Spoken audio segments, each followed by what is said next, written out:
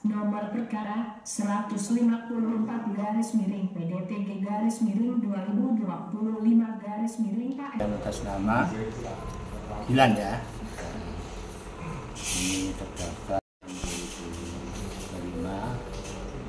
Kemudian ini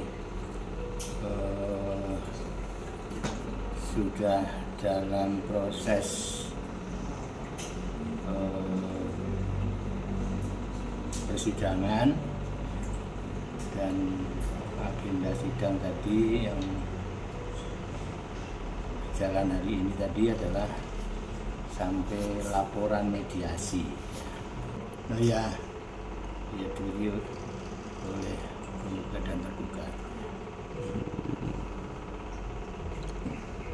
Kalau sudah laporan mediasi, nanti pembacaan gugatan, kemudian nanti jawaban, kemudian menanggapi jawaban replik, kemudian duplik, menanggapi replik, kemudian nanti kalau ada gugatan rekompensi ya ada duplik rekompensi, baru nanti tahap pembuktian.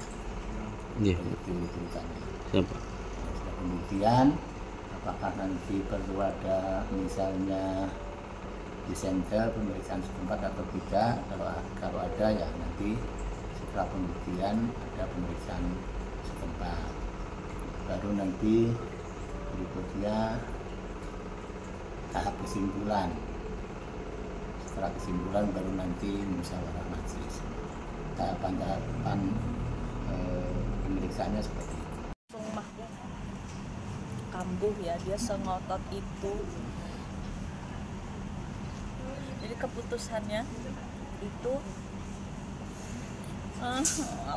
aku tadi sampai nangis lagi di sana. Ya, kita tetap milih untuk pisah sih. Ya, gitu. Semoga bisa berjalan lancar dan baik-baik aja sih. Gitu aja. Perselingkuhan adalah penyebab dari gugatan ini kita layangkan ke Pengadilan Agama Sleman. Mbak Dilan di pembuktian pengen membuktikan bahwa pihak tergugat Mas Sapno benar-benar selingkuh ya, dengan bukti-bukti yang sudah dimiliki oleh klien kami. Iya, hasil laporan mediasi hari ini pihak tergugat yaitu Mas Sapno sudah sepakat ya untuk mengakhiri pernikahannya dengan Mbak Dilan, dan penyebab perceraian ini adalah karena perselingkuhan, dan Mas Sapno tidak membantah ya, terkait isu perselingkuhan tersebut. Hanya keberatan untuk dalam kewajibannya terhadap anaknya. Untuk sidang dilanjutkan dengan jawaban dari pihak tergugat di tanggal 5 Juni hari Kamis. Cuma ya semoga nanti dia lebih manusiawi ya. Angka 1 juta itu benar-benar nggak manusiawi sih untuk anak yang itu ngenyek banget, tahu ngenyek nggak sih? Ngina banget. Oke, dan itu masa 1 juta gitu kan. Kemarin mediator juga bilang juga ya jangan segitu lah Mas, aku nuntut cuma 10 juta, dia ininya 1 juta gitu. Padahal itu sebenarnya angka yang masih bisa dinegosiasikan, cuma dia tetap, kita dengar besok ya Bang ya. Iya, kemarin sebenarnya pembagian harta gondong ini sudah selesai di notaris ya pada tanggal 21 April kemarin ya. Di dalam salah satu poinnya hak asuh diberikan kepada Mbak Dilan karena anaknya masih belum umur 12 tahun ya. Dan Mas Sapno juga bertanggung jawab sebagai ayah. Nah, permintaan 10 juta ini permintaan dari Mbak Dilan sebagai pertanggungjawaban Mas Sapno terhadap anaknya ya. Jadi lebih kepada tanggung jawab ayahnya ya, kepada anak mereka ya. Ini untuk agenda selanjutnya kan jawaban dari pihak tergugat ya dalam membantah gugatan dari Mbak Dilan dari pihak penggugat. Yang saya sampaikan tadi ini kan perceraian yang diakibatkan oleh perselingkuhan yang dilakukan oleh pihak tergugat ya, oleh Mas Sapno.